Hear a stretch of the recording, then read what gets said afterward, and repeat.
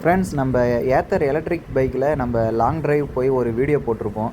அதை ஒரு நண்பர் பார்த்துட்டு வெளியே சார்ஜ் பண்ணால் எவ்வளோ செலவாகும், எவ்வளோ காஸ்ட் ஆகும் அப்படின்ற மாதிரி கேட்டிருந்தாரு. அவருக்கு மட்டும் இல்லாமல் பல பேருக்கு இந்த சந்தேகம் இருக்குது. நான் வித் ப்ரூஃபோட காட்டுறேன். ஒரு வாட்டி ஜீரோலேருந்து நான் சார்ஜ் பண்ணேன். அது காஸ்ட் எவ்வளோ வந்திருக்கு நான் ப்ரூஃபோட காட்டுறேன்.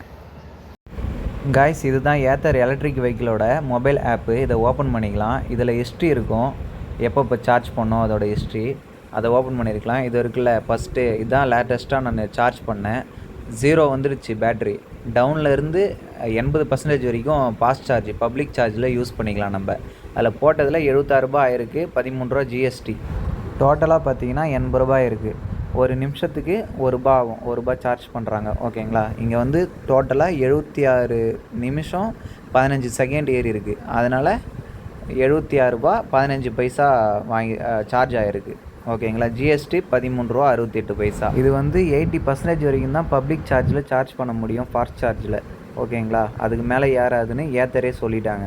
நீங்கள் ஃபுல் சார்ஜ் வேணுன்னா வீட்டில் தான் பண்ணணும்.